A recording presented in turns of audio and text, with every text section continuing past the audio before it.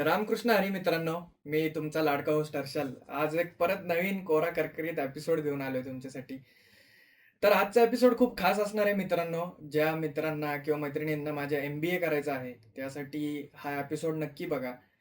या एपिसोडमध्ये आज जे गेस्ट आलेत आपल्याकडे, तर त्यांची अशी खूप मोठी ख्याती आहे, रिनाउंड नाव आहे पुण्यामध्ये आणि त्यांचं नाव आहे डॉक्टर कीर्ती धारवडकर मॅडम. तर मॅडम ज्या आहेत त्या डायरेक्टर आहे एस.बी. पाटील इन्स्टिट्यूट ऑफ मॅनेजमेंटच्या आणि मॅडमचं ख्याती सांगायची तर जितकी ख्याती सांगू तितकी कमीच आहे. मॅडमला ॲक्चुअली खूप मोठे-मोठे अवॉर्ड्ससुद्धा मिळालेले आहेत. तर काही अवॉर्ड सांगायचे झाले तर गुरुगौरव पुरस्काराने मॅडम नवाजल्या गेलेल्या आहेत. मॅडमला इंडियन अचिव्हर्स फोरमचं सुद्धा अवॉर्ड मिळालेलं आहे आणि मॅडम स्वतः NIPM जे आहे, national institute of personal management त्याच्या व्हाईस चेअरमन सुद्धा आहेत. तर एवढी मोठी ख्याती आहे मॅडमची. तर मॅडम आज स्वतः वेळात वेळ काढून आपल्याला भेटायला आल्या आहेत. तर आपण जास्त वेळ वाया न घालवता मित्रांनो डायरेक्ट एपिसोडकडे जाणार आहोत. पण त्याआधी माझं जे नेहमीचं एक जी रिक्वेस्ट आहे तुमच्यासाठी, तुम्ही चॅनलवर या, नवनवीन व्हिडिओज बघा आणि चॅनलला लाईक करा, शेअर करा, सबस्क्राईब जरूर करा. सबस्क्रिप्शन फ्री आहे. फ्री, फ्री, फ्री निःशुल्क ज्याला म्हणतो आपण तसं आहे. तर तुमचा सपोर्ट नेहमी आमच्यासाठी गरजेचा आहे मित्रांनो. तर आपण एपिसोड सुरू करूयात आणि हां, परत सांगतोय चॅनलला सबस्क्राईब करा, जे की फ्री आहे. तर चला मित्रांनो, सुरू करूयात. तर नमस्कार मॅडम. तुम्ही वेळात वेळ काढून आज आमच्या एपिसोडवर आलात. खूप छान वाटलं. आणि जसं मी आत्ता माझ्या ऑडियन्सला सांगितलं, की ज्यांना MBA करायचं आहे त्यांच्यासाठी हा खूप खास असणार आहे प्रोग्राम. तर मला तुम्हाला हेच विचारायला आवडेल, की तुम्ही गेले इतके वर्ष as a director of S.B.. Patil group तुम्ही काम करताय. तर ज्यांना MBA करायचं असेल, तर त्याबद्दल थोडंसं इंट्रोडक्शन मला ऐकायला आवडेल आणि माझ्या ऑडियन्सला पण. नमस्कार. सर्वप्रथम मला बोलवल्याबद्दल तुझे धन्यवाद. S.B.. Patil institute of management हे पिंपरी चिंचवड एज्युकेशन ट्रस्टच्या हं, हं. नावाखाली नावारूपाला आले. पिंपरी चिंचवड एज्युकेशन ट्रस्ट जे PCETच्या नावाने ओळखलं जातं, त्याची सुरुवात जी आहे ती 4 मित्रांनी चालू केली. ओके. फाउंडर जे आहेत ते शंकरराव बाजीराव पाटील आहेत, जे वेल नोन खासदार होते हं, हं. आणि आत्ताचे जे चेअरमन आहेत ज्ञानेश्वर लांडगे, जे पिंपरी चिंचवड म्युनिसिपल कॉर्पोरेशनचे पहिले मेयर होते. हं, then Kalbhor sir, Garade sir आणि आता आपल्या ज्या व्हाईस चेअरमन आहेत त्या पद्माताई Bhosale.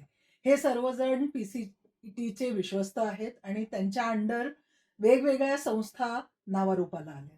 S.B.. Patil institute of management ही संस्था 2009ला चालू केली होती. ओके. मुख्य उद्देश या संस्थेचा असा होता, की PCMC मध्ये राहणारी जी मुलं आहेत, हं. जी इंडस्ट्रीच्या लोकांना, आपल्या मुलांना उच्च शिक्षण किंवा टेक्निकल एज्युकेशन घ्यायचं असेल, तर त्यांना पुण्याला जायला लागायचं.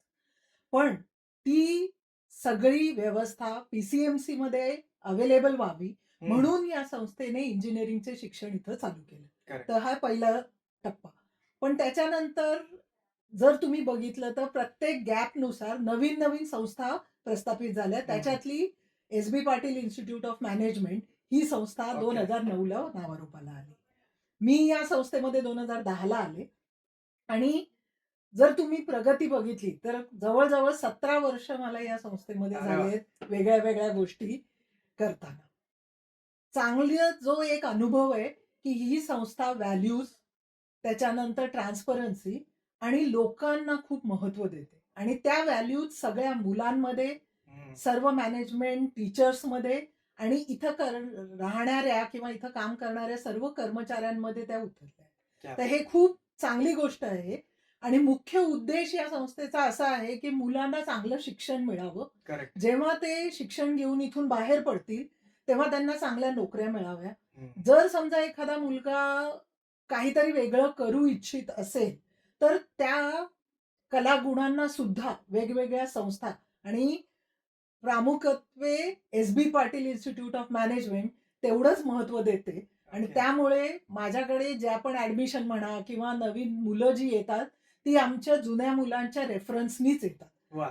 ज्यामुळे मला असं वाटतं, की ह्या संस्थेची जी घडण आहे किंवा या संस्थेचा जी पायाभरणी झाली आहे, ती इतकी चांगली झाली आहे, की मुलांना कुठेतरी एक विश्वास वाटतो, की नाही, हं. मी इथं ॲडमिशन घेतली, तर माझ्यामध्ये नक्कीच बदल होईल आणि मी जीवनामध्ये काहीतरी वेगळं करू शकेन. करेक्ट. तर एस.बी. पाटील हा एक ब्रँड झाला आहे आता एक 17 वर्षाच्या प्रवासामध्ये. आणि त्याच्यामध्ये मी असं नाही म्हणणार की मी डिरेक्टर म्हणून खूप काही वेगळं केलं असेल, पण माझी टीम पण तेवढीच महत्वाची आहे. करेक्ट. प्रत्येक फॅकल्टी ज्यांना आम्ही प्रोत्साहित करतो की तुम्ही पीएचडी करा, वेगळे एफडीपी जॉईन करा, की पुढे जाऊन ती मुलांना नवनवीन प्रकारे काय शिक्षण, काय कलागुण विकसित करायला पाहिजे. त्याचबरोबर पिंपरी चिंचवड एज्युकेशन ट्रस्टच्या सगळ्या संस्था अशा ठिकाणी लोकेटेड आहे, की we are fortunate that we are surrounded by industrial hub. Correct. तुम्ही भोसरी घ्या, तुम्ही चाकण घ्या, तुम्ही चिंचवड घ्या, तर ह्या सगळ्या तळेगाव, आता हिंजवडी. तर इथं शिकणाऱ्या प्रत्येक मुलासाठी मला असं वाटतं खूप संधी अवेलेबल आहे, की ज्याचं तो सोनं करू शकतो. तर फक्त आता गरज अशी आहे, की मुलांच्या स्किलसेटची आणि उत्कर्षाची आणि आपण देऊ इच्छिणाऱ्या गोष्टींची सांगड घालायला एस.बी. पाटील इथं एक संकल्प राबवते असं मी नक्कीच म्हणेन. Correct, correct. तर मॅडम नक्कीच तुमच्या सांगण्यातनं असं मला प्रकर्षाने जाणून आलं, की एस.बी. पाटीलनी जे कार्य केले गेले 17 वर्ष आणि तुम्ही इफ आय एम फॉर्च्युनेटली जर तुमच्यासारखा डिरेक्टर कॉलेजला सापडला if I am not mistakenly wrong, तर मला असं वाटतं, की एस.बी. पाटीलनी जे कार्य केलं आहे ते नक्कीच चांगलं आहे. आणि मला आता रिसेंटली ऐकण्यात आलं, की आपण ऑटोनॉमी सुद्धा त्या प्रवासाच्या दिशेने सुद्धा चाललो आहे. तर ऑटोनॉमी म्हणजे नक्की काय? आणि अ, बरंच कुतूहल आहे मुलांना किंवा माझ्या मित्रांना, बंधूंना, भगिनींना, की ऑटोनॉमी म्हणजे नक्की काय? आणि एस.बी. पाटीलला ऑटोनॉमी आता ॲफिलिएशन झालंय, तर नक्की ऑटोनॉमस कॉलेज होणार म्हणजे नक्की काय होणार? सर्वप्रथम मला हे सांगायला आवडेल, की एस.बी. पाटील 2 संस्था ज्या राष्ट्रीय स्तरावरच्या आहेत. एक आहे नॅक आणि दुसरी आहे एन-बी-ए. तर या दोन्ही संस्थेचं आम्हाला ॲक्रिडेशन मिळालंय आणि ओके. कुठल्याही संस्थेला जर ऑटोनॉमी घ्यायची असेल, तर ऑटोनॉमी म्हणजे स्वायत्तता. बरोबर. स्वायत्तता म्हणजे तुम्हाला इंडिपेंडेंटली काही गोष्टी करायची मुभा दिली जाते.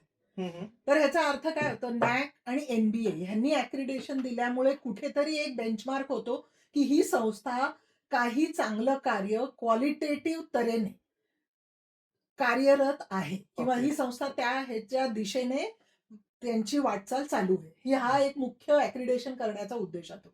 आणि आमच्या सर्व टीमनी खूप चांगल्या प्रकारे ती वाटचाल केल्यामुळे आणि संस्थेच्या मदतीने, ट्रस्टच्या मदतीने आम्हाला यावर्षी A+ नॅकचं ॲक्रिडेशन मिळालंय क्या बात! आणि एन-बी-एचं पहिलं ॲक्रिडेशन मिळालंय आणि आता आम्हाला दुसऱ्या ॲक्रिडेशनसाठी आम्ही जातोय.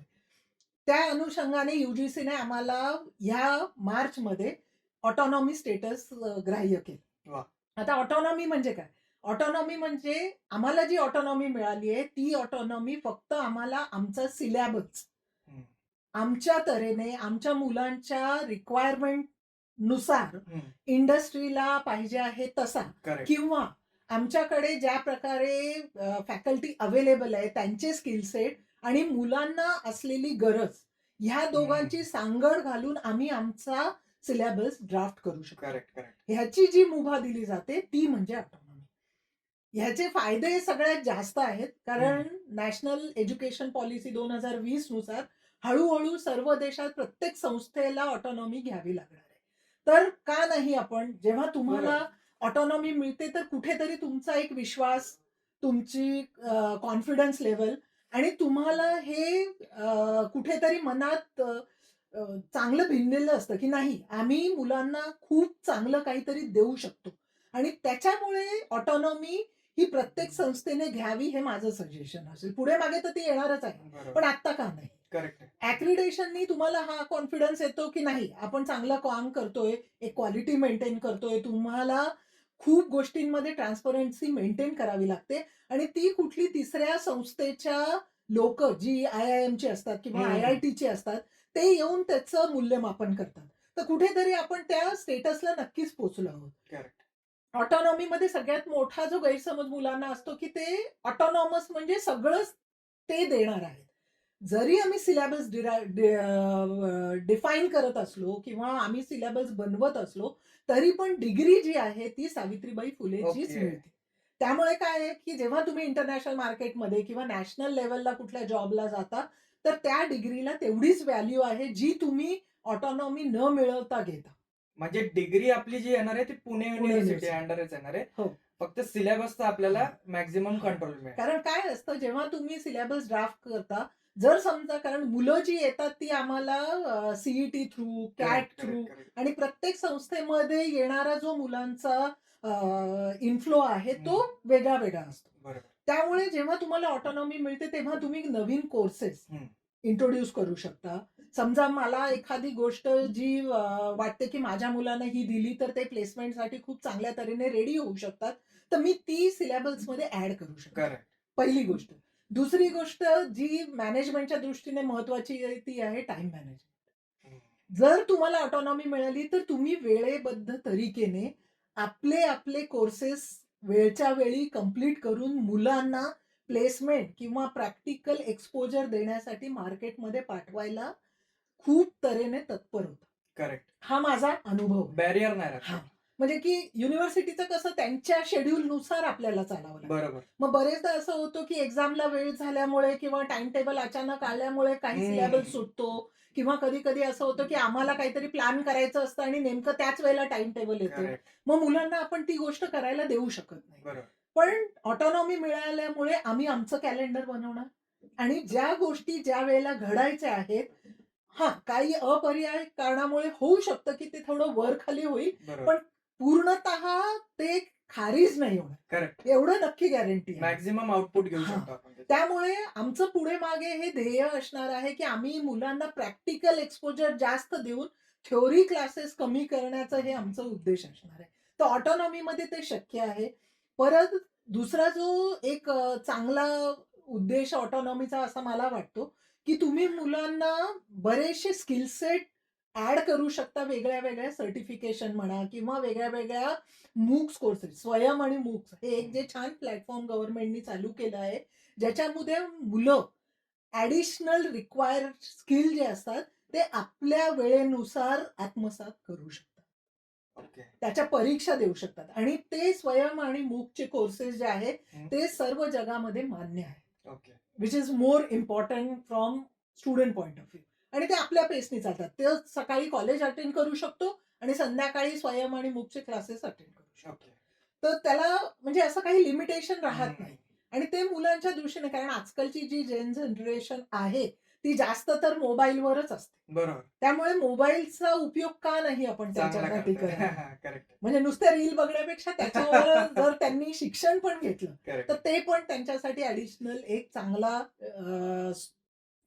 फॅक्टर किंवा एक चांगला जरिया आहे की तुम्ही नवीन नॉलेज पण आत्मसात करता आणि त्याचं प्रॅक्टिकल इम्प्लिकेशन तुम्ही क्लासेसमध्ये पण दाखवू शकता, असं मला वाटतं.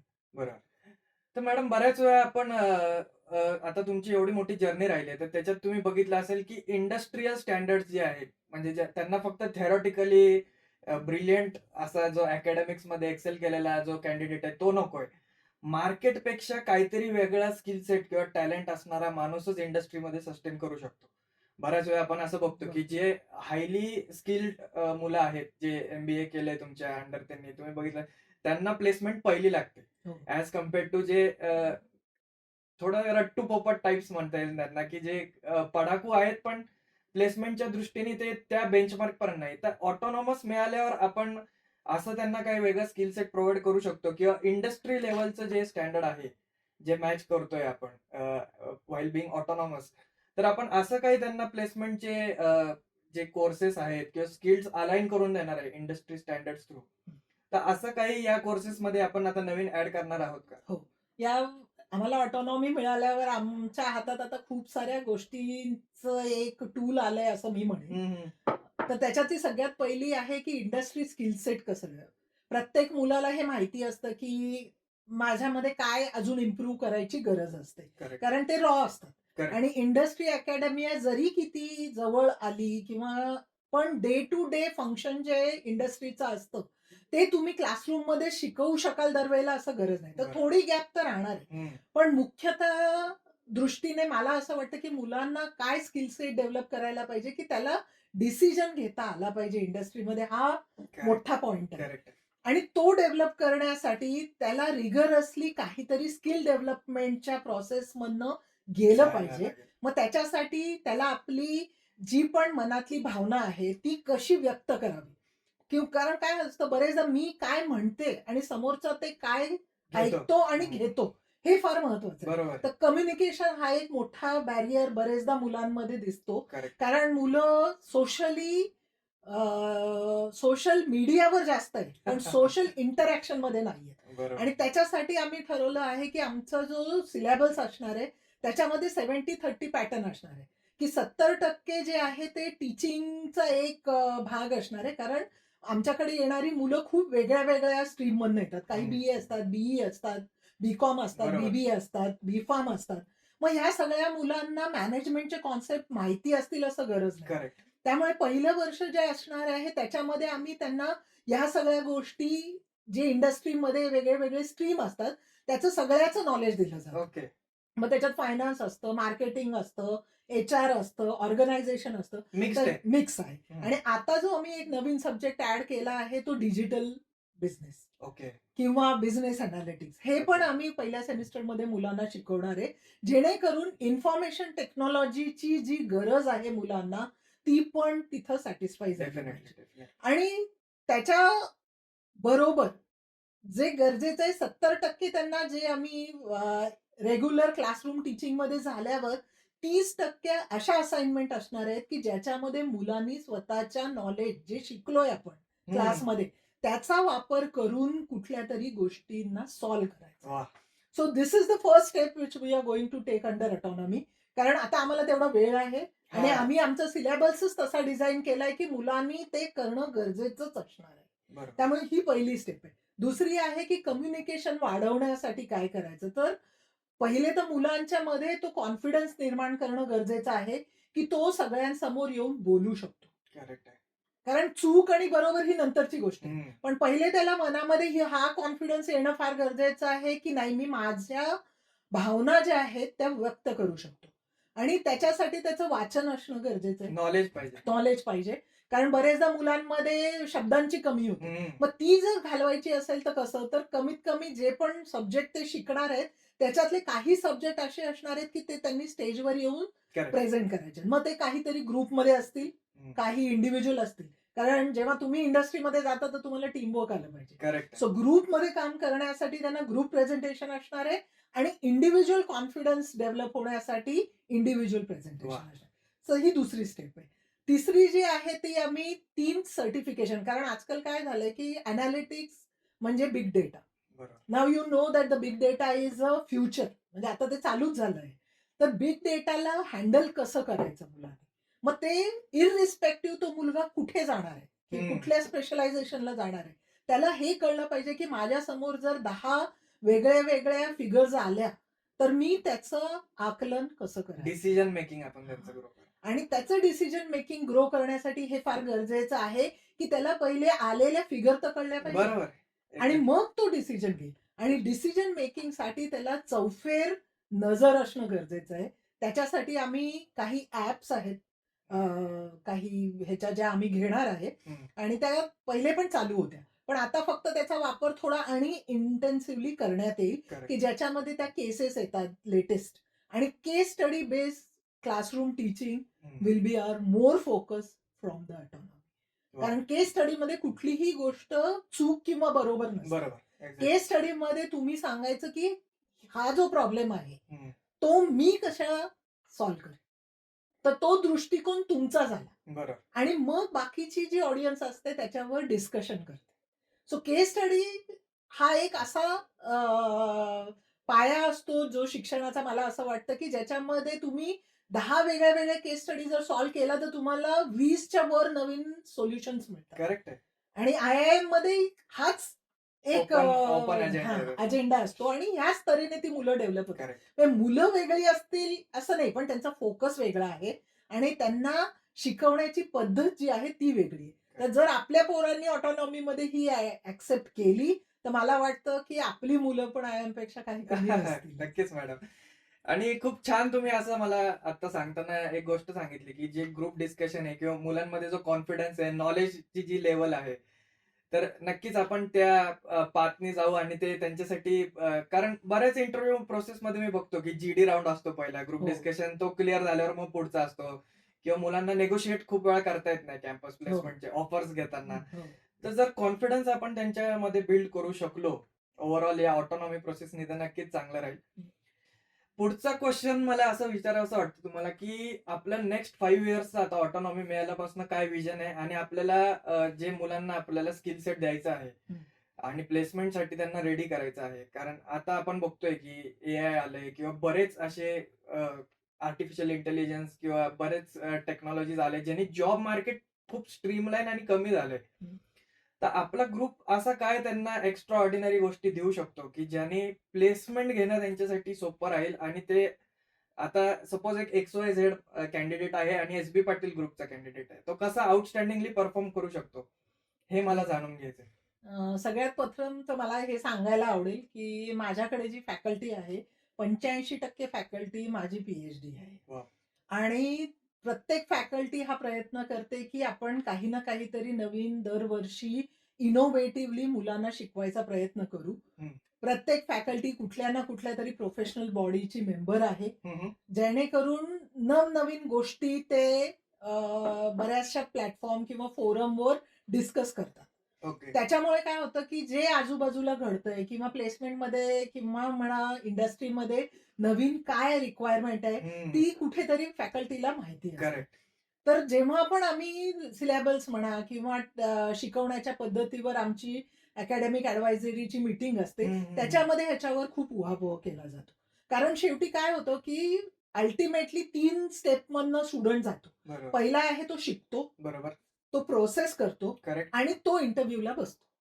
तर ह्या 3 प्रोसेसमध्ये फॅकल्टीचा रोल पहिला आहे, की तो क्लासरूममध्ये कशाप्रकारे तयार होईल. बरोबर. तर त्याच्यातला डोमेन नॉलेजचा जो पार्ट आहे, तो आमची फॅकल्टी तिथं टेक केअर करते. करते. आता दुसरा प्रश्न आला, की जर समजा आपण तो शिकत असताना कारण माझ्याकडे तर 2च वर्ष आहे. बरोबर. प्रॅक्टिकली स्पीकिंग 1.5च वर्ष. करेक्ट. कारण 3rd सेमिस्टरच्या एंडला त्या प्लेसमेंट. प्लेसमेंटला जायला करेक्ट. लागतात. तर या 3 सेमिस्टरमध्ये डोमेन नॉलेज, हं. सॉफ्ट स्किल आणि हं. इंडस्ट्री स्किल्स बरोबर. ह्या तिघांचं डिव्हिजन व्हायला पाहिजे. तर आम्ही या वर्षीपासून त्यांना काही स्किल सेटची ट्रेनिंग देणार आहे. हं. त्याच्यामध्ये एक असं ट्रेनिंग आहे, की जे इंडस्ट्री मेंटर्स त्यांना ग्रूम करतील. ओके. प्रत्येक स्टुडंटच्या ग्रुपला एक इंडिव्हिज्युअल इंडस्ट्री मेंटर मिळणार आहे. वॉव! आणि तो त्यांना फर्स्ट सेमिस्टर पासून 3rd सेमिस्टर पर्यंत बोट धरून त्यांची वाटचाल करणार आहे. क्या बात! तर तुम्ही समजू शकता की किती प्रकारे त्याला वेगळ्या वेगळ्या गोष्टी शिकायला मिळतील. कारण त्यांचा जो एक्सपिरियन्स, त्यांचा मिनिमम ॲव्हरेज एक्सपिरियन्स कमीत कमी 20 वर्षाच्या खाली नाही आहे. बापरे! आणि असे जवळ-जवळ त्या ज्यांच्याबरोबर आम्ही टाय अप केलंय, त्यांच्याकडे असे 300 मेंटर्स आहेत, वेगळ्या-वेगळ्या लेव्हलला. तर मुलांच्या गरजेनुसार, मुलांच्या स्किल सेटनुसार, त्यांना लागणाऱ्या रिक्वायरमेंटनुसार ते मेंटर अलॉट केले जातील. हा पहिला एक झाला. आणि दुसरा जो टप्पा आहे, की प्रत्येक स्टुडंट जेव्हा बाहेर पडतो, तेव्हा काही सर्टिफिकेशन आर मस्ट. करेक्ट. पहिल्या सेमिस्टरला, पहिल्या 2 सेमिस्टरला त्याला जनरल सब्जेक्ट जे मी मगाशी हं. सांगितलं. पण जेव्हा तो 3ऱ्या सेमिस्टरला जातो, तेव्हा तो स्पेशलायझेशनच्या सब्जेक्टसाठी शिकायला जातो. आता जेव्हा स्पेशलायझेशनची गोष्ट येते, तेव्हा त्याच्यात सगळ्यात स्पेसिफिक स्किल्स आहेत. हं. जर तुम्ही एच-आर म्हटलं, तर तो एच-आर जर्नलिस्ट आहे. त्याला पेरोल आलं पाहिजे, बरोबर. नेगोशिएशन आलं बरोबर. पाहिजे, सॅलरी शीट आली पाहिजे, करेक्ट. परफॉर्मन्स अप्रायझल करता आलं पाहिजे, पी-एफ काय, ई-एस-आय, ग्रॅच्युटी काय. तर ह्या सगळ्या गोष्टींसाठी आम्ही एक सर्टिफिकेशन त्या स्पेशलायझेशनच्या मुलांना देतो. ओके. दुसरं जेव्हा मार्केटिंगचा प्रश्न आला, तर digital marketing is a new Arena. नंतर डिजिटल मार्केटिंगचा एक कोर्स त्यांना केला जातो. नंतर तिसरं आलं फायनान्स. फायनान्स हे आमच्याकडे सगळ्यात जास्त प्रिफर केलं जाणारं स्पेशलायझेशन आहे. पण तिथं मार्केट जे आहे ते खूप वेगळ्या प्रकारचं आहे. कारण आता जर तुम्ही बघितलं बँकमध्ये आपण रोजच्या डेली रुटीनसाठी तर जातच नाही. हं. Maximum we are online. Going online. मग तिथं काय झालं, तिथं जॉबचं स्ट्रक्चर वेगळं आहे. मग हं. त्यानुसार त्यांना आपण ट्रेनिंग द्यायचा प्रयत्न करणार आहे. त्याच्यानंतर त्याच्यासाठी फायनान्सचं जी ट्रेनिंग असणार आहे, तर फायनान्शियल मॉडेलिंग कसं केलं जातं, ओके. त्याच्यात रिस्क एनालिसिस कशी केली जाते. त्या अनुषंगाने फायनान्सचा मुलगा कुठला इन्शुरन्स सेक्टर असो, फायनान्शियल मार्केटिंग असो, फायनान्शियल प्रॉडक्टचं मार्केटिंग असो किंवा बँक असो किंवा सिडबी असो हं. किंवा समजा सिबिल, क्रिसिल ह्यासारखे स्कोर काढणारी कंपनी असो, तिथं सुद्धा फायनान्सचा मुलगा गेला पाहिजे. बरोबर. ह्या दृष्टिकोनातनं आम्ही त्यांना सर्टिफिकेशन देतो. आणि 2 सर्टिफिकेशन जे असणार आहेत ते सगळ्या मुलांसाठी इररिस्पेक्टिव्ह ऑफ स्पेशलायझेशन कॉमन असणार आहेत. हं. आणि ऑपरेशन मॅनेजमेंटची जी स्टुडंट असतात त्यांच्यासाठी आम्ही 6 सिग्माचं देतो. ओके. कॉमन जे स्पेशलायझेशनच्या व्यतिरिक्त जे सगळ्या मुलांसाठी कंपल्सरी आहे ते आहे ॲडव्हान्स एक्सेल, पॉवर बीआय आणि पायथन. करेक्ट. कारण बरेचदा ह्या 3 गोष्टी आजकाल सगळ्या कंपन्यांमध्ये रिक्वायर्ड आहेत. बरोबर. तुम्ही ज्या प्रकारे म्हटलं की एआय, नवीन टेक्नॉलॉजी त्याच्यामुळे जॉब मार्केट श्रिंक होते. पण माझं बरेचदा असं म्हणणं आहे की जेव्हा 2000 मध्ये कम्प्युटरचं खूप प्रस्थ आलं, हं. तेव्हा पण ही भीती होतीच.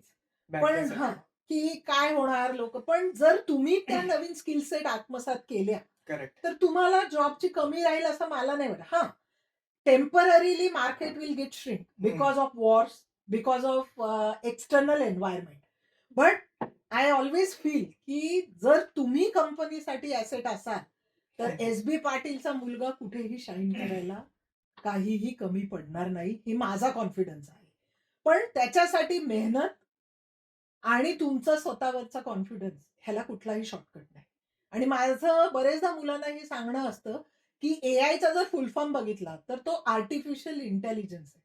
So intelligence is artificial. So many क्या बात. times if you develop that intelligence, that artificial intelligence cannot overtake human intelligence. Correct, correct.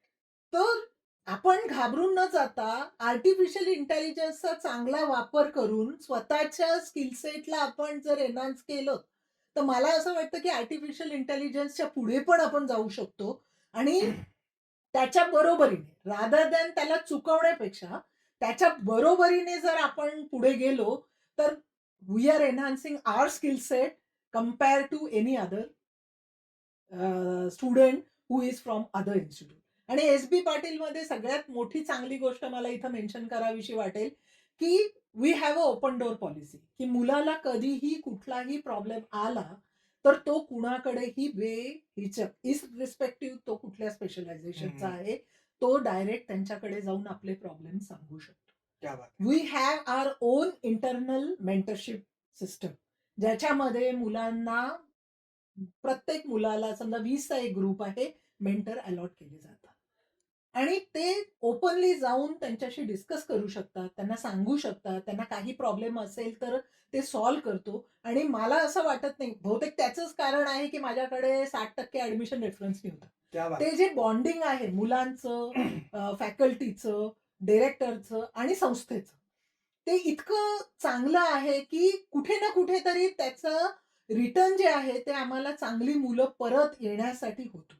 सगळ्यात बेस्ट जो आहे की आम्ही वेगळ्या-वेगळ्या ॲक्टिव्हिटी कंडक्ट करतो. युवोत्सव आमचा एक खूप छान इंटर कॉलेजिएट कॉम्पिटिशन आहे, ज्याच्यामध्ये हे जे तुम्ही स्किल सेट म्हणता, त्याचा वापर खूप चांगल्या प्रकारे होतो, की मुलं आम्ही त्याच्यात पार्टिसिपेट नाही करत, हं, हं. की कुठेतरी बायस वाटावं असं, की आमचीच मुलं जिंकली.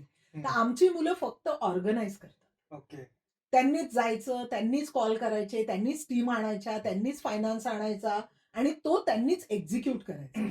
जर ग्राउंडवर कुठली भांडणं झाली ते टीममध्ये, सॉरी करेक्ट. तर ती पण सॉल्व्ह करायची. तर हा एक आपण म्हणू शकतो, की हा एक लॉन्च पॅड आहे त्यांच्यासाठी, आहे. की स्किल तुम्ही सेट. ग्रुपमध्ये कसं काम करू शकता. एखाद्या माणसाच्या गोष्टी आम्हाला आवडल्या नाही, त्या टीमनी काहीतरी, पण तुम्ही संयम राखून त्या कशा सॉल्व्ह करता, हे तुमचं स्किल्स आहे. आणि त्याच्यातनं मुलं खूप शिकतात. कारण तुम्ही 10 वेगळ्या-वेगळ्या कॉलेजेसला जातात, नेगोशिएशन शिकता त्याच्यामध्ये, लोकांना कसं कन्व्हिन्स करायचं. जेव्हा तुम्ही प्रमोशनला जाता, स्पॉन्सरशिपला जाता, कारण सगळ्यात डिफिकल्ट पार्ट आहे, की लोकांना पैसे द्यायला कन्व्हिन्स करणं. आणि ते आमची मुलं खूप छान वाह! जवळ-जवळ 1.5-2 लाख स्पॉन्सरशिप ते अशीच आणतात. क्या बात है. So somewhere it is cash आणि काइंडमध्ये. हं. So it is something which polish their skill set बरोबर. इक्वली. दुसरा जो आमचा एक इव्हेंट आहे, तो आहे दिवाळी मंडी. तर ओके. त्याच्यामध्ये आम्ही एंटरप्रेन्योरशिपला प्रमोट करतो. मला इथं मेन्शन करायला आवडेल, की 17 वर्षाच्या आमच्या कारकिर्दीमध्ये 50 हून अधिक वॉव! एंटरप्रेन्योर्स आम्ही डेव्हलप केले. क्या बात है. त्याच्यामध्ये काही लोकांना तर कलागुण असतील पण, हं. पण ते नर्चर करायला त्यांच्यामध्ये ते बीज रोवायचं काम एस.बी. पाटीलनी कुठेतरी केले. आज त्यांचे पेटंट आहेत, वॉव! 4 कंपन्या आहेत आणि खूप निश मार्केटमध्ये ते काही-काही वेळेला काम करतात. ते आणि आम्हाला we are fortunate that we have a wonderful alumni जे आम्हाला सतत काही ना काहीतरी तऱ्हेने मदत करायला रेडी असतात आणि स्वतःहून म्हणजे असं नाही मी म्हणणार की ते खूप हायफाय असतील पण ते इतके डाऊन टू अर्थ आहेत की आज सुद्धा ते परत येतात मॅम आम्हाला सांगा की आम्ही काय करू शकतो कॉलेजला तर हे कुठेतरी आमच्या चांगल्या कामाची पावती आहे बरोबर. असं मला वाटतं नक्कीच. एंटरप्रेनरशिपसाठी आम्हाला काम करायला अजून गरज आहे असं मला वाटतं. कारण सगळ्यांनाच नोकरी मिळेल असं गरज नाहीये. तर तुम्ही नोकरी मागणारे हात बनण्यापेक्षा नोकरी देणारे देणारे बना. बनावं क्या असं बात आहे. आमची अपेक्षा आहे. आणि त्याच्यासाठी आम्ही दे आसरा या फाउंडेशन बरोबर एक कोर्स डिलिव्हर करायचा प्रयत्न करणार आहे. तो बूट कॅम्प आहे एंटरप्रेन्योरशिपचा ओके. आणि त्यांचा प्रोग्राम खूप छान आहे आणि ते खूप चांगल्या तऱ्हेने राबवतात पण. आणि त्याच्यातनं जर समजा प्रत्येक बॅचमध्ये जर 10 जरी आम्ही एंटरप्रेन्योर घडवू शकलो किंवा क्या बात आहे. पहिले नोकरी करून मग पुढे जाऊन 2 Business वर्षांनी, 3 वर्षांनी त्यांनी आपला स्वतःचा बिझनेस काढायचा विचार केला, तरी पण आमचं जे ध्येय आहे, आमची जी व्हॅल्यू आहे ती सफल होईल असं मला वाटतं. क्या बात आहे. नक्कीच. तुम्ही म्हटलं मॅडम, की अॅल्युमिनाय पण तुमचे खूप मोठ्या-मोठ्या कंपनीजमध्ये काम करता आणि बरेच त्यांचे पण एक इच्छाशक्ती आहे कॉलेजसाठी काहीतरी करावं असं. तर मला वाटतं जसं आपल्याला ऑटोनॉमी मिळाली आहे, तर नक्कीच त्या गोष्टीचा देखील फायदा आपल्या हो. पोरांना होईल नेक्स्ट बॅचमध्ये. नक्कीच. आणि बरेच एंटरप्रेन्योर्स पण आपण घडवलेत. तर त्याचाही आपल्या करिक्युलममध्ये फायदा घेता येईल आपल्याला. तर मला पुढचा क्वेशन असं विचारायचं आहे, की जसं आता बऱ्याच मुलांना असतं, की मला जसं तुम्ही म्हटले, मला बिझनेस करून एक आपला स्वतःचा स्टार्टअप इकोसिस्टम चालू करायची आहे. आता बरेच एपिसोड शार्क टँक वगैरेमध्ये पण बघायला मिळतं, की छोटी-छोटी कॉलेज लेव्हलची मुलं पण मोठे-मोठे बिझनेस करतायत.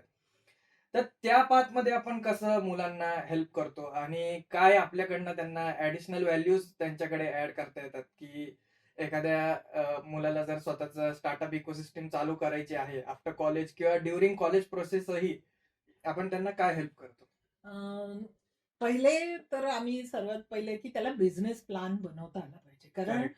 बरेचदा आपल्या डोक्यामध्ये खूप साऱ्या आयडिया असतात. हं. पण त्या कमर्शियल करण्याजोग्या आहेत का? कारण बरोबर. शेवटी तुम्हाला जर स्वतःचा व्यवसाय चालू करायचा असेल, तर बरेचदा आपण बिझनेस फॅमिलीमधनं आलो, तर ठीक आहे. तुम्ही स्वतःचाच बिझनेस पुढे चालू ठेवू शकता. हं. पण जर समजा तुम्हाला एक स्टार्टअपच बनवायचा आहे किंवा घडवायचा आहे, तर त्याच्यासाठी जी फंडिंग आहे, ती करेक्ट. उभं करणं हा फार मोठा चॅलेंज आहे. क्रिटिकल काम. हां.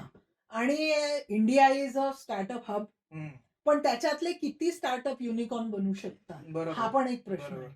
पण ठीक आहे, आपण संस्थेमधनं पहिलं पाऊल तरी पुढे घेऊ शकतो. त्यासाठी आम्ही हा जो दे आसरा फाउंडेशनचा कोर्स आहे तो चालू करेल. ह्याच्या व्यतिरिक्त आमचा एक अल्युमिनाय आहे किरण गोडसे म्हणून. हं. तर तो ह्या बाबतीमध्ये मुलांना नक्कीच गाईडन्स करू शकेल. कारण तो अशा मुलांना ज्यांच्याकडे हे कॉन्सेप्ट आहेत किंवा त्यांना काय म्हणता येईल, की ग्रूम करायचा इनिशिएटिव्ह तो ऑलरेडी आत्ता राबवतो. तर त्यांनी ही इच्छा जतवली आहे, की मला या गोष्टीमध्ये इंटरेस्ट आहे आणि आता माझ्या 4-5 कंपन्या खूप चांगल्या तऱ्हेने चालतायत. क्या बात है! तर मी आता तिकडचं काम सोडून हे सोशल वर्क करायला खूप इच्छुक आहे, की माझ्यासारखीच मुलं ज्यांना पुढे जाऊन असं काहीतरी काम करायचंय, तर त्यांना मी गाईडन्स करेन. वॉव! त्यांना जर फंडिंग लागेल तर गव्हर्नमेंटच्या अशा खूप हो, स्कीम आहेत. करेक्ट. पण बरेचदा आपण त्याच्याबद्दल अभिज्ञ असतो, की आम्हाला माहितीच नाहीये गव्हर्नमेंट कारण शोधायचा बरेचदा आपण प्रयत्न पण करत नाही. पण अशा स्कीम्स त्यांच्याशी लागणारा जो इकोसिस्टम आहे तो हा मुलांपर्यंत पोहोचवायला तयार आहे. तर ही आमची एक पहिली स्टेप असणार आहे, की मुलांना किरणला आणि जे मुलं इच्छुक इच्छुक आहेत, आहेत. त्यांची भेट घडवून आणणं आणि त्याच्यासाठी लागणारं जे प्रोत्साहन आहे, ते त्यांना देणं. तर हा आता आमचा एक पाऊल असेल ऑटोनॉमीमध्ये पहिलं, की आम्ही जास्तीत जास्त एंटरप्रेन्योर्स घडवावे. तर त्याच्यातलं हे पहिलं पाऊल आहे. त्याच्यानंतर हर्षल बोरसे म्हणून आमचा एक दुसरा स्टुडंट आहे सेकंड बॅचचा. तर त्याच्या पण स्वतःच्या 3 कंपन्या आहेत. क्या आणि बात! तो खूप निश प्रॉडक्टमध्ये काम करतो. केळ्याच्या वेस्टेजपासून तो हं, प्रॉडक्ट हं, बनवतो. हं, हं. नंतर तो ऑर्गॅनिक केमिकल्स करतो ओके. आणि त्याचं स्वतःचं रिअल इस्टेटचा पण बिझनेस आहे. तर अशा 3 वेगळ्या आणि त्याचे स्वतःचे 2 पेटंट आहेत, जे ते त्याच्या नावावर आहे आणि ते 130 कंट्रीजमध्ये जातात. अरे वाह! So this is a proud moment for SBB. Correct, correct. आणि तो पण आहे ही दोन्ही मुलं आमच्या BOS वर पण आहेत, हं, हं. की ज्याच्यामुळे सिलेबसमध्ये काय गोष्टी आम्ही घालू शकतो ऑटोनॉमी नंतर, ह्याचं पण मार्गदर्शन ते बरेचदा आम्हाला करतात. So this is the things which we are really feeling it. आणि पुढे जाऊन आमचं नक्कीच असेल, की आपण मुलांना अशा कॉम्पिटिशनमध्ये पाठवावं. आविष्कार एक त्याच्यातली अशी कॉम्पिटिशन आहे, नक्कीच. जिथं मुलं आपल्या आयडिया प्रेझेंट करतात आणि युनिव्हर्सिटीचं एक रिसर्च फाउंडेशन आहे. तिथं या गोष्टी घडतात. आणि तिथं वेगळ्या-वेगळ्या कॉलेजची मुलं येतात, आपलं आयडिया प्रेझेंट करतात आणि त्याच्यात ज्या आयडिया त्यांना पटतात आणि कमर्शियली त्या व्हायबल असल्या, हं. तर त्यांना फंडिंग तिथं मिळतं. क्या बात! So we are also thinking की ऑटोनॉमी मिळाली आहे, तर आपण आपल्या मुलांना डेव्हलप करून तिकडं पाठवून, जर त्याच्यात 2 मुलांना जरी आम्ही फंडिंग देऊ शकलो, तर ही आमच्यासाठी खूप अभिमानास्पद गोष्ट आहे. एक अजून उपक्रम आहे मॅनेजमेंट ऑलिम्पियाड म्हणून, हं, हं. जो नॅशनल लेव्हलवर असतो आणि वी आर रिअली प्राउड. आम्ही 2 वर्ष तो आमच्या मुलांनी त्याच्यामध्ये प्राइज मिळवलंय. वॉव! पहिल्यांदा फर्स्ट प्राइज आहे आणि दुसरं आहे. आणि हे सांगायला इथं नमूद करायला खूप आवडेल, की त्या प्लॅटफॉर्मवर खूप मोठ्या-मोठ्या देशभरातनं आलेल्या कॉलेजची मुलं होती, ज्यांना बीट करून मुलांनी हे प्राइज मिळवलं. नक्कीच गर्वाची गोष्ट हां, आहे. त्याच्यामध्ये नरसी मुंजी आहे, क्या IIM बात! कोझिकोड आहे, IIM मुंबई आहे. तर कुठेतरी असं आहे, की आपल्या मुलांमध्ये ते पोटेन्शियल आहे. फक्त त्यांना तो लॉन्च पॅड, तो मिळायला पाहिजे. स्टार्ट मिळणं फार गरजेचं आहे. करेक्ट आहे. आणि त्याच्यात जर आमचा वाटा असेल आणि माझ्या फॅकल्टींचा वाटा असेल, तर ह्याहून मोठं भाग्य काही असेल असं मला नाही वाटत. नक्कीच. तर मित्रांनो, मला तुम्हाला नक्कीच सांगायला आवडेल, की मॅडमने जसं सांगितलंय, तुम्हाला जर एखाद्याला इकोसिस्टम, स्टार्टअपचा इकोसिस्टम बनवायचा असेल, तर मॅडमने जे आता नमूद केलंय, तुम्ही नक्कीच एस-बी पाटील ग्रुप जॉइन करू शकता आणि तुम्हाला एवढे चांगले ते कंडिशन्स, नर्चरिंग कंडिशन्स ज्याला मी म्हणतो, ते मिळू शकतात. तर प्लीज तुम्ही नक्की कॉन्टॅक्ट करा. मी कॉलेजचं डिस्क्रिप्शनमध्ये पूर्ण डिटेल्स देणारच आहे. तर you can always contact SB Patil group for this. Madam, पुढच्या क्वेश्चनकडे मला यावंसं वाटतंय आवर्जून, की आता मार्केटमध्ये जसं आपण म्हणलं, की प्लेसमेंटचा जो क्रायटेरिया आहे, बऱ्याच वेळेस तुम्ही मोस्टली मला असं ऐकण्यात आलंय तुमच्याकडनं, की आपण नर्चर करणारच आहोत मुलांना. पण आपण आपण असं काही अफिलिएशन केलंय कंपन्यांसोबत, की आपला मागचा पास्ट जो प्लेसमेंट रेकॉर्ड आहे किंवा जो ट्रॅक आहे किंवा आपले हायेस्ट प्लेसमेंट काय होते मार्केटमध्ये किंवा जे आपण आपल्या मुलांनी ग्रॅब केल्या अपॉर्च्युनिटीज, त्याच्याबद्दल मला थोडंसं ऐकायला आवडेल. अ, आत्तापर्यंत आमचा जो ट्रॅक रेकॉर्ड आहे त्यानुसार दरवर्षी रेंज जी आहे ती 75 ते 85% मुलं प्लेस होतात. क्या बात अ, आमचं जे हायेस्ट पॅकेज आहे ते 14 लाखाला गेलं आहे आणि वॉव! ॲव्हरेज जे आहे ते 4.8 आहे. हं. आमच्या जवळ-जवळ 3 ते 4 प्लेसमेंट ओव्हरसीज पण आहेत, जे आमच्या अल्युमिनायनीच आम्हाला ऑफर केलंय. सो इंटरनॅशनल दॅट आहे. हो. हो. दुबईला त्या मुलाला अपॉर्च्युनिटी मिळालीत आणि तो छान काम करतोय असा फीडबॅक आम्हाला ऑलरेडी क्या बात मिळाला है! आहे. So it is a proud moment.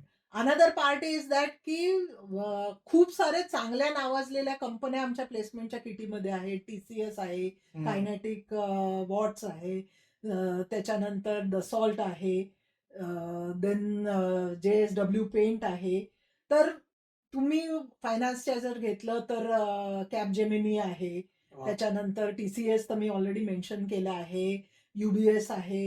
नंतर अशा खूप साऱ्या कंपन्या आहेत ज्यांच्याशी आम्ही टाय अप पण केलंय. कमॉडिटी समाचार म्हणून एक कंपनी आहे हं, जी हं, हं. डेरिव्हेटिव्ह मार्केटमध्ये काम करते. तर ओके. त्यांनी पण आहे. Zomato आहे, क्या बात है! Zepto आहे. त्यामुळे Blinkit. तर आमचा हाच प्रयत्न असतो की मॅक्सिमम मुलं चांगल्या नावाजलेल्या कंपन्यात जावी बरोबर. आणि पुढे मागे एकदा त्यांचा स्किल सेटचा जम बसला, तर हं. त्यांना पुढे ज्या मिळणाऱ्या अपॉर्च्युनिटीज असतात त्या खूप वाढत जातात. पण माझं हे असं मत आहे, की चांगल्या कंपन्या येतातच कॅम्पसमध्ये, पण कधी-कधी चांगले स्टार्टअप सुद्धा चांगले प्लेसमेंट ऑफर करतात. बरोबर. आणि छोट्या कंपन्यात किंवा मी म्हणते मीडियम लेव्हलच्या कंपन्यात जर तुम्ही इनिशियल स्टेजला काम केलं, तर तुम्हाला एक्सपिरियन्स खूप स्किल चांगला ग्रो येईल. होईल. हां. करेक्ट. कारण बरेचदा आपण जेव्हा मोठ्या कंपन्या that should be your dream. I am not saying that you should not dream it. पण त्या ऑलरेडी एस्टॅब्लिश आहेत. त्यामुळे जेव्हा तुम्ही तिथं जाता त्यावेळेला तुम्हाला त्या मिनिमम लेव्हलच्या वर परफॉर्म करावं लागतं. करेक्ट. आणि मग जर ते परफॉर्मन्स नाही झाला तर तुम्हाला ही भीती असते आणि तुम्ही डिप्रेशनमध्ये जाता. So I always suggest that you should start from startup or medium level company where you can acquire all the required skill, equip yourself and then jump to your dream company. Correct. आणि मग तिथं काय होतं तुमचा brain सुद्धा एक fresh असतो and you perform better than the people who are already there. त्यामुळे मी बरेचदा मुलांना हे सांगते, पण फॉर्च्युनेटली वी आर लकी. आमच्या ग्रुपमध्ये खूप चांगल्या कंपन्या आल्यात, त्यांनी मुलांना खूप चांगलं ऑफर पण केलंय. फक्त मला मुलांना अशी विनंती म्हणा किंवा हे ॲडवाइस असेल की तुम्ही लर्निंग मोडमध्ये राहा.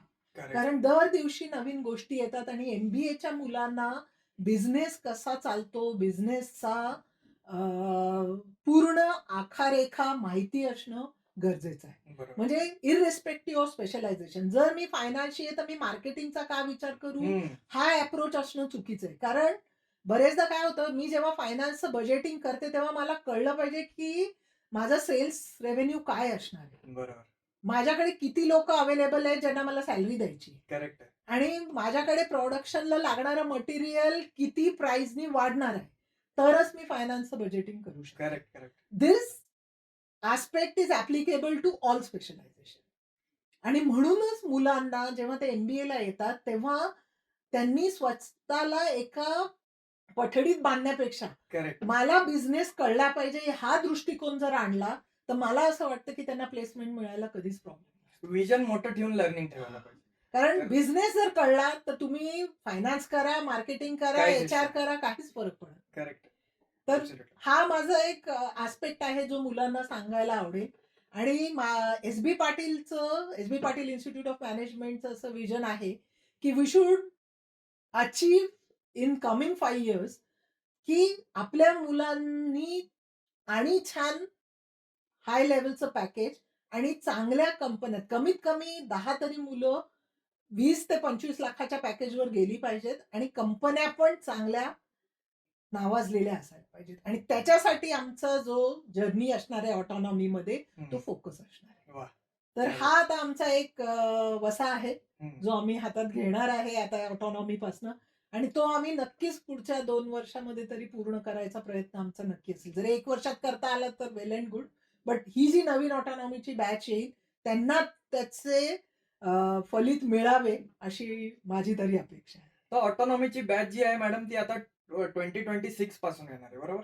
नाही 25 पासून 25 पासून. 27 ची बॅच जी असणार आहे ती पहिली बॅच असेल.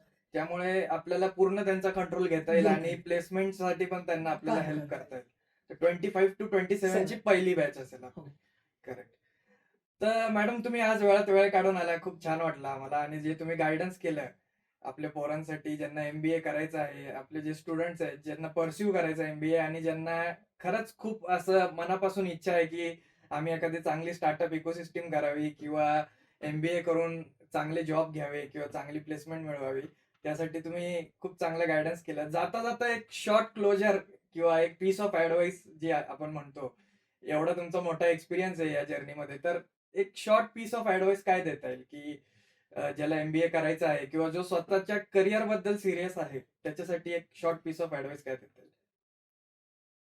आम्ही घडवायला रेडी आहोत. तुम्ही आमच्या बरोबर हात धरून चालला तर तुम्हाला उंच शिखरावर पोहोचवायची जिम्मेदारी आमची. क्या बात आहे. आणि त्याच्यासाठी आमची एक टॅगलाईन आहे की आम्ही T3 मॉडेलवर चालतो. ज्याचं पहिलं T आहे ट्रस्ट, दुसरं T आहे ट्रान्सपरन्सी आणि तिसरं T आहे transformation. So all this 3 T will help the students to come. पॅरेंट्सनी जो आमच्यावर ट्रस्ट, मुलांनी जो आमच्यावर ट्रस्ट दाखवलाय तो आम्ही सार्थ करण्याचा नक्कीच प्रयत्न करू, याबद्दल शंका नाही. आणि मुलांना माझी ही ॲडवाइस आहे की MBA नुसतं डिग्री मिळवण्यासाठी न करता लर्निंगसाठी जर केलं तर तुम्ही नक्की यशस्वी व्हाल, ह्याबद्दल दुमत नाही. आपल्यावर विश्वास ठेवा. ज्या संस्थेत तुम्ही शिक्षण घेता त्यांच्या टीचर्सवर ठेवा आणि ज्या ठिकाणी तुम्ही नोकरीला जाता त्यांच्यावर विश्वास ठेवा की मी ह्यांना जर काही दिलं तर नक्कीच ही संस्था मला वर घेऊन जाईल. आणि नॉलेज घेतल्यानंतर कुठलाही माणूस उंच शिखरावर जात नाही असं एक्झाम्पल मला दिसलं नाही. क्या बात! आणि सक्सेसला कुठलाही शॉर्टकट नाही. अल्टरनेटिव्ह नाही. तर हे माझं मूळ मंत्र आहे. वी बिलीव्ह इन व्हॅल्यूज, की प्रत्येक मनुष्य जेव्हा एक भारताचा सिटिझन आहे, तर त्यांनी एथिकल पण तितकंच असावं. तुम्ही बिझनेस करा किंवा जॉबमध्ये जा. पण काही व्हॅल्यूज आणि काही एथिक्स ज्या आहेत, त्या तुम्ही फॉलो केल्या पाहिजेत. दुसऱ्यांच्या बद्दल आदर, हं, आपल्याला केलेली मदतीची जाणीव हं. आणि स्वतःवर विश्वास, की ह्या सगळ्या गोष्टींचं जेव्हा एकत्रीकरण होईल, तेव्हा तो एक चांगला नागरिक पण बनेल, एक चांगला एंटरप्रेन्योर बनेल, ज्याच्यामध्ये तो रिसर्च पण करेल, हे पण करेल, ते सगळं झालं आणि त्याच्यानंतर तो एक चांगला एम्प्लॉयी पण बनेल, याबद्दल दुमत नाही. असं माझं एक प्रांजळ मत आहे. क्या बात है! तर मॅडम आज तुम्ही वेळात वेळ काढून तुमचा खूप असा महत्त्वाचा तुम्ही सल्ला दिलेला आहे आपल्या जे स्टुडंट्स आहेत त्यांच्यासाठी आणि तुम्ही टाईम देऊन आज आले त्याबद्दल तुमचं खूप खूप आभार. आणि जाता-जाता मित्रांनो मला एक सांगायला जरूर आवडेल, की मॅडमनी जे सांगितलं, की तुम्ही लर्निंग करत राहा. लर्निंग करणं खूप महत्त्वाचं आहे. जर मार्केटमध्ये प्लेसमेंट पाहिजे, तर तुमची लर्निंग खूप तुम्हाला पुढे जाऊन आयुष्यात खूप मोठी साथ देईल. तर लर्निंग नक्कीच करत राहा आणि अशाच नवनवीन एपिसोड बघण्यासाठी तुम्ही आमच्या चॅनलवर येत राहा आणि आम्हाला खूप मोटिव्हेशन मिळतं. तुमचं प्रेम भरभरून आमच्या चॅनलला देत राहा. तर आज इथेच थांबतो मित्रांनो. परत भेटूया पुढच्या एपिसोड. धन्यवाद.